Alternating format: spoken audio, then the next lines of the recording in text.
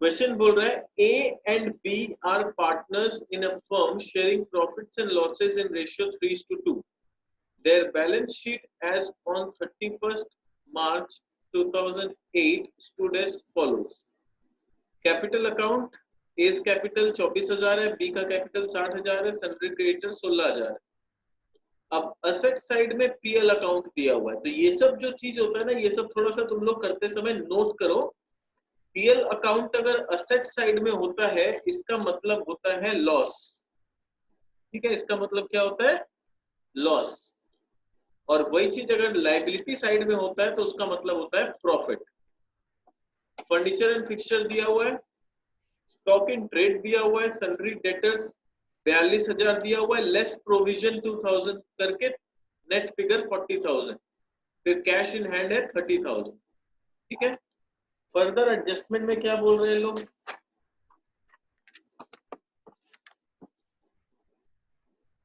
बोल रहे हैं 1408 को सी पार्टनर बन के आया, न्यू पार्टनर बन के। ठीक है, द न्यू रेशियो इज 5:3:2, तो अपना काम थोड़ा आसान कर दिया, न्यू रेशियो दे दिया। Agreed value of goodwill is 16,000। देखो अब यहाँ पर ये वैल्यू ऑफ गुडविल है, ये प्रीमियम नहीं है, ये पूरे फर्म का गुडविल है, और सी अपने रेशियो के हिसाब से अकॉर्डिंगली उतना प्रीमियम लेके आएगा। C brings necessary premium for goodwill in cash, half of which is retained in the business. यानी उल्टा घुमा के बोल रहा है, इसका बोलने का मतलब है कि जितना प्रीमियम सी लाया, आधा ए और बी विड्रॉ कर लिया। The provision for bad debt is to be raised to 10% of debtors. Stock in trade to be revalued to rupees 24,000, but the effect is not to be shown in the books. ये वाला point को mark करो, ये बहुत important point है। ये बोल रहा है रिवैल्यू भी करेंगे पर उसका इफेक्ट दिखना भी नहीं चाहिए। तो अब इसको कैसे हैंडल करते हैं, ये सीखना है हम लोग को। Next, furniture and fixture is to be reduced to 300, घटा के 300 कर देना है। He should bring further sum in cash in order to make his capital equal to 1/5 of the combined adjusted capital of AB. तो ये भी हम लोग कल डिस्कस किए थे कि कैसे एडजस्टेड कैपिटल निकालते हैं, फिर भी अभी ये वाला सम करेंगे तो और क्लियर हो जाएगा। बोल रहे show necessary journal entry, capital account and balance sheet. तो फिलहाल अभी हम लोग जर्नल एंट्री पे फोकस नहीं कर रहे हैं, अभी हम लोग खाली लेजर, तीनों लेजर खोलेंगे, रिवैल्यूएशन, पार्टनर्स कैपिटल और बैलेंस शीट। ठीक है, तो लेट्स डू द सम।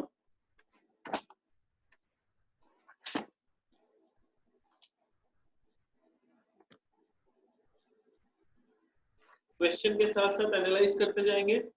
सबसे पहले दिया हुआ है कैपिटल में ए का 24,000, बी का 60,000 और क्रेडिटर दिया हुआ है 16,000।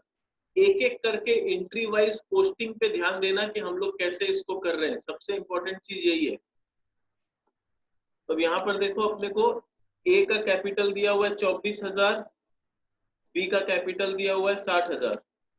ठीक है, और क्या दिया हुआ है? सन्ड्री क्रेडिटर दिया हुआ है 16,000। तो सन्ड्री क्रेडिटर यहाँ पर 16,000 दिख रहा है तुम लोग को। ठीक है, ये एंट्री भी मैंने कर दिया। तो लाइबिलिटी साइड का तीनों का एंट्री कंप्लीट। अब आते हैं हम लोग असेट साइड में। असेट साइड में पीएल का लॉस है 8,000। लॉस क्या करते हैं हम लोग? ओल्ड पार्टनर के ओल्ड रेशियो में राइट ऑफ कर देते हैं। देखो 2PL, उन लोग का पुराना रेशियो कितना था? पुराना रेशियो 3:2 था। तो ये जो लॉस हुआ है वो लॉस को 3:2 में बांट देंगे। तो ए का हिस्सा में लॉस आएगा 4800, बी का हिस्सा में लॉस आएगा 3200। तो ये 8,000 रुपया जो का लॉस है वो 3:2 का रेशियो में हम लोगों ने बांट दिया। फिर नेक्स्ट, फर्नीचर एंड फिक्सचर 500 है, स्टॉक इन ट्रेड 21,500 है। तो फर्नीचर एंड फिक्सचर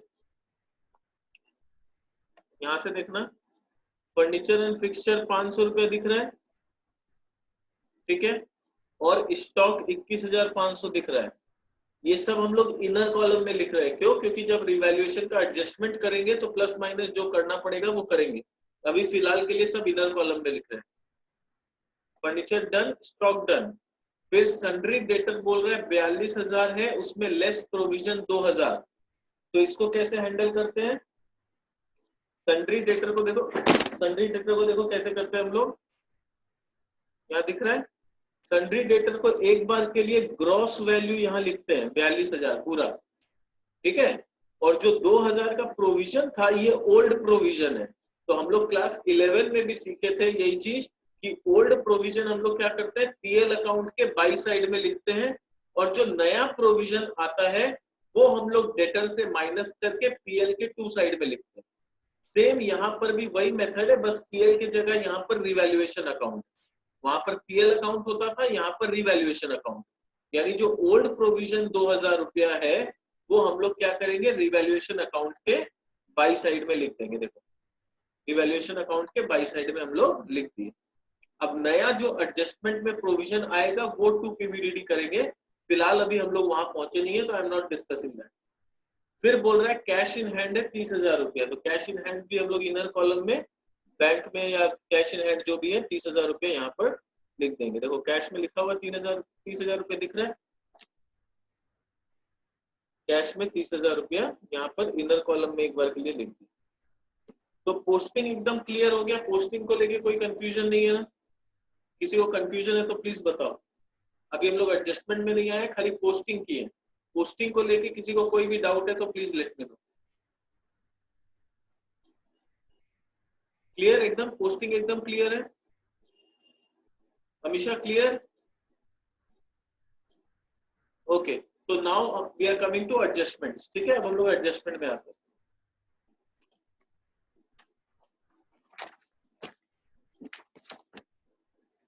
एडजस्टमेंट को लेके क्या बोल रहा है, सी आया new partner, the new profit sharing ratio is 5:3:2, तो ये तो इंफॉर्मेशन है, इसका कोई एंट्री नहीं करना है। अग्रीड वैल्यू ऑफ गुडविल 16,000 है और सी अपना हिस्सा का प्रीमियम लेके आया। अब अपने को समझना है कि सी का हिस्सा कितना है, सी का हिस्सा है 2/10, ठीक है, जिसमें गुडविल का वैल्यू 16,000 है, तो सी को कितना लेके आना पड़ेगा, 2/10 इंटू 16,000, तो अकॉर्डिंगली ये कितना हो जाएगा, 3200 रुपया करीब सी को प्रीमियम फॉर गुडविल लेके आना पड़ेगा। ये प्रीमियम फॉर गुडविल वो लेके आने के लिए तैयार भी है और लेके भी आ रहा है, और ये लोग बांटेगा किस रेशियो में, सैक्रिफाइसिंग रेशियो में। तो अब मैं ये नहीं सिखाने जा रहा हूँ कि सैक्रिफाइसिंग रेशियो कैसे निकलता है, वो तुम लोग निकालना सीख गया होगा अभी तक। ओल्ड रेशियो माइनस करके सैक्रिफाइसिंग निकाल दो, सैक्रिफाइसिंग रेशियो आएगा 1:1 इस केस में। तो जो 3200 रुपया वो लाएगा 1600 रुपया, और 1600 रुपया बाई बैंक पीएफजी बोल के 3200 रुपया 1600 ए और बी को मिल जाएगा, और नीचे बैलेंस शीट में हम लोग क्या करेंगे, बैंक में जाके 3200 रुपया लिख देंगे। देखो बैंक में 3200 रुपया नजर आ रहा है, बैंक में जाके 3200 रुपया नीचे बैलेंस शीट में लिख देंगे। तो ये सब डबल एंट्री मेरे को एकदम क्लियर होना चाहिए, तब क्या होगा, अकाउंट्स हम लोग को चुटकी का लगेगा, और डबल एंट्री क्लियर नहीं होगा तो अकाउंट्स में प्रॉब्लम होगा। तो हम लोग को पता होना चाहिए कि जो वो प्रीमियम ला रहा है उसका जर्नल एंट्री क्या हो रहा है, bank account debit to partners capital account. तो पार्टनर्स कैपिटल अकाउंट में हम लोगों ने बाई बैंक कर दिया, तो बैंक में भी तो प्लस होना चाहिए वो रुपया, तो बैलेंस शीट में जाके बैंक में भी प्लस करेंगे। फिर फर्दर मेरे को बोल रहा है कि वो लोग आधा रुपया बिजनेस में रिटेन कर रहा है। आधा रुपया रिटेन करने का मतलब होता है आधा रुपया वो लोग निकाल के ले जा रहा है। तो यहाँ पर रिवर्स एंट्री हो जाएगा, टू बैंक पीएफजी विड्रॉन 800 ये लोग आधा आधा रुपया विड्रॉ कर ले रहा है। तो 1600 रुपया बैंक से निकला भी है, तो बैंक में जहाँ 3200 लिखे थे वहां पर हाथों हाथ 1600 माइनस भी कर देंगे। देखो यहाँ पर 1600 माइनस भी कर दिए, जहां 3200 प्लस हुआ था वहां 1600 माइनस हो गया। नेक्स्ट क्या बोल रहा है, the provision for bad debt is to be raised to 10% of the debtors. तो मेरे डेटर्स कितने थे, मेरे डेटर्स मेरा था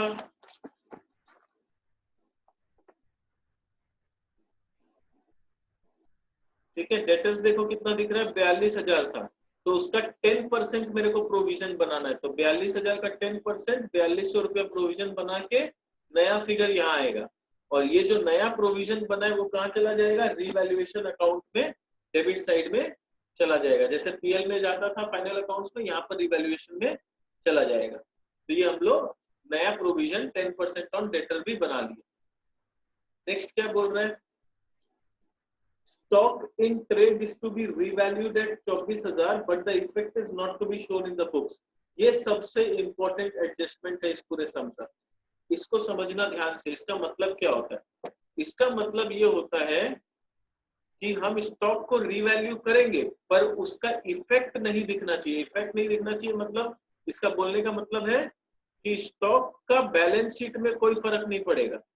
बैलेंस शीट में जैसे पहले 21,500 था, फाइनल कॉलम में भी वो 21,500 ही आएगा। देखो फाइनल कॉलम में भी वो 21,500 आएगा। फिर क्वेश्चन आता है सर 24,000 का फिर मतलब क्या हुआ? 24,000 का मतलब ये हुआ कि 1,500 का जो बेनिफिट हो रहा है, सॉरी 1,500 का नहीं, 2,500 का जो बेनिफिट हो रहा है वो बेनिफिट हम लोग ओल्ड रेशियो में यानी ए और बी को बांट देंगे 3:2 के रेशियो में। 1,500 रुपया और 1,000 रुपया, 2,500 का बेनिफिट, और फिर उसी 2,500 रुपया को नया रेशियो में 5:3:2 में राइट ऑफ कर देंगे। राइट ऑफ करना मतलब डेबिट साइड में लिखना, तो उसको राइट ऑफ कर देंगे न्यू रेशियो। तो 1250, 750 और 500, यही एडजस्टमेंट होता है। इसका मतलब होता है कि इसको रिवैल्यू तो करना है पर उसका इफेक्ट दिखना नहीं चाहिए। इसका मतलब होता है ओल्ड रेशियो में रेज करना और न्यू रेशियो में राइट ऑफ करना। तो जब भी कोई असेट रेज होता है तो बाई साइड में रेज होता है और राइट ऑफ होता है तो टू साइड में राइट ऑफ होता है। तो इसको चाहे तो नोट बना के वहां पर क्वेश्चन के बगल में या कहीं पर लिख लो कि जब क्वेश्चन में ऐसा बोला रहेगा तो उसका मतलब क्या होता है। उसका मतलब ये होता है when effect is not to be shown in the books, it means the difference या revalued the difference of the amount will be raised in the old ratio and write off in the new ratio। ये note लिख लो कहीं पर। क्या होता है, ये सब एक्सेप्शनल एंट्रीज होता है, ये सब हर सम में नहीं मिलेगा। तुम 10 सम करोगे तो एक सम में ऐसा दिखेगा। तो ये सब नोट बनाया हुआ रहेगा तो क्या एग्जाम के समय रिवीजन करने में इजी रहेगा हम लोग।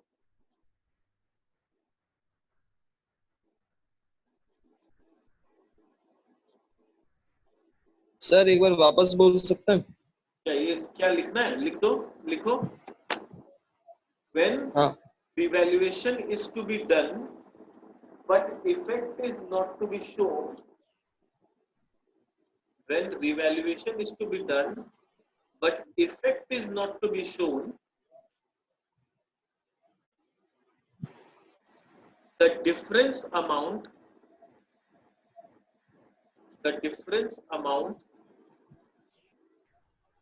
is raised in old ratio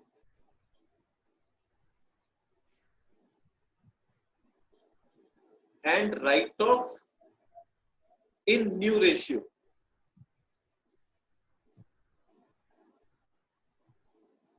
including the new partner, यानी नया पार्टनर को भी इसको झेलना पड़ेगा। यानी 500 रुपए देखो नया पार्टनर को भी ये जुर्माना भरना पड़ा बेचारा को। अच्छा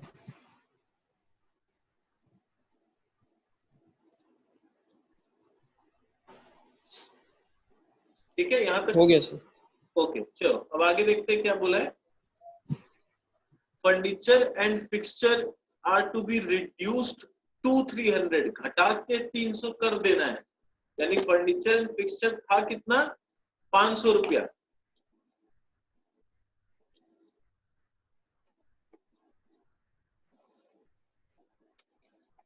फर्नीचर एंड फिक्सचर का वैल्यू कितना था हम लोग का? 500 रुपया है। बोल रहे अब इसको घटा के 300 रुपया कर दो। घटा के 300 कर देने का मतलब होता है 200 रुपया घटा दो, यानी फाइनल वैल्यू 300 कर दो यानी 200 रुपया घटा दो। तो 200 रुपया जब हम घटाने जाएंगे तो क्या होगा, रिवैल्यूएशन अकाउंट में टू फर्नीचर एंड फिक्सचर बोल के 200 रुपया हम यहाँ पर लिखेंगे। तो इसका दो एंट्री हो गया, एक जो 200 रुपया घटा है वो रिवैल्यूएशन में आ गया और दूसरा बैलेंस शीट में फर्नीचर एंड फिक्सचर का वैल्यू 200 रुपया घटाने के बाद हम 300 रुपया कर दिए उसको। ठीक है, 300 रुपया कहाँ दिख रहा है? फाइनल वैल्यू 300 रुपया यहाँ आ गया 200 रुपया घटाने के बाद। ठीक है, अब फर्दर कोई एडजस्टमेंट दिख रहा है क्या? फर्दर एडजस्टमेंट के लिए क्या बोल रहा है? फर्दर एडजस्टमेंट के लिए बोला है C should bring further some in cash in order to make his capital equal to 1/5 of the combined capital of A and B. तो ऐसा एडजस्टमेंट कल सीखे थे, चलो आज करते हैं इसको कैसे करना है। तो पहले हम लोग क्या करेंगे, सारे लेजर्स को क्लोज कर देंगे। लेजर को क्लोज करने का मतलब हुआ, देखो यहां पर रिवैल्यूएशन अकाउंट में जो भी प्रॉफिट लॉस आना है वो आ जाएगा। देखो रिवैल्यूएशन में क्या हुआ, यहाँ 2000 रुपया था, यहाँ 4200 और 200 आया, तो लॉस हो गया 2400 रुपया का। ये लॉस हम लोग 3:2 में बांट लिए ए और बी में। वो लॉस का एंट्री यहाँ पर लॉस ऑन रिवैल्यूएशन बोल के आ गया। अब हम लोग क्या करेंगे, ए और बी का बैलेंस निकाल लेंगे। करंट बैलेंस क्या है, तो करंट बैलेंस हम लोग को पता चला कि सी का तो नेगेटिव बैलेंस है फिलहाल 500 रुपया का, और ए और बी का प्लस माइनस करने के बाद इधर का सारा प्लस किए 27,100 आया, उसमें से ये चारों आइटम को माइनस किए तो बैलेंसिंग फिगर कुछ आ गया 18,810 रुपया। 18,810 रुपया आ गया। और सिमिलरली बी को सब प्लस किए 62,600 में से ये सारा माइनस किए तो ये आ गया 56,890। तो तीनों का टोटल को इक्वल कर दिया। अब हम लोग इसको नीचे कैरी फॉरवर्ड किए, बाय बैलेंस बॉट डाउनवर्ड 18,810 56,890, और सी का जो बैलेंस है टू बैलेंस विधि 500 है। सी का डेबिट बैलेंस है क्योंकि नेगेटिव है, ए और बी का पॉजिटिव है। अब बोल रहा है कि सी को उतना रुपया लाना है ताकि उसका capital adjusted capital of A और बी के 1/5 में हो जाए। तो पहले देखो एडजस्टेड कैपिटल ऑफ ए और बी कितना है,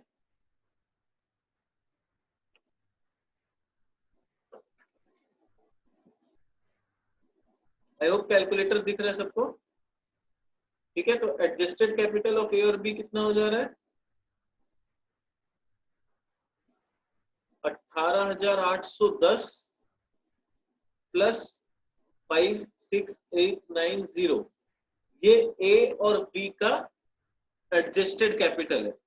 तो 1/5 of the adjusted capital of A और बी यानी डिवाइड बाय 5, तो इसको लाना है 15,140 रुपया, ठीक है। तो 15,140 रुपया इसको मतलब इसका टोटल कैपिटल होना चाहिए। पर क्योंकि 500 रुपया का ऑलरेडी इसके पास डेबिट बैलेंस है, तो ये 500 का भरपाई भी तो इसको करना पड़ेगा, तो वो 500 रुपया भी इसको लेके आना पड़ेगा प्लस 500। तो टोटल ये 15,640 रुपया लेके आएगा, तब जाके इसका क्लोजिंग बैलेंस 15,140 रुपया जो रिक्वायर्ड है वो होगा। तो यहाँ पर बाई बैंक बोल के 15,640 रुपया वो लाएगा, तब जाके तीनों का कैपिटल जो इसका रिक्वायरमेंट है 15,140 रुपया का कैपिटल पूरा होगा। तो टू बैलेंस सीडी, ए का हो गया 18,110, बी का हो गया 56,890 और सी का हो गया 15,140। अब इसका इफेक्ट क्या आएगा, बैलेंस शीट में क्या करना है, बैलेंस शीट में कुछ नहीं, बस अब उतार देना है। सन्ड्री क्रेडिटर 16,000 का था, कोई एडजस्टमेंट नहीं हुआ तो एज इट इज 16,000 यहाँ लिख दिए। कैपिटल जो इन लोग का क्लोजिंग बैलेंस यहाँ पर आया, ये तीनों वो छाप दिया एज इट इज, ठीक है। कैश में 30,000 रुपया था, वो 30,000 रह गया। सन्ड्री डेटर माइनस करके ये फिगर आया, स्टॉक ये फिगर है, फर्नीचर 500 में से 200 माइनस करने के बाद 300 बचा।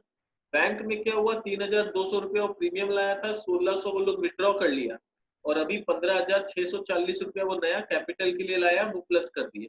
तो अल्टीमेटली बैंक का फिगर आया 17,240। ये दोनों को देखो, अमाउंट दोनों का टैली हो गया, यानी सम इज ओवर।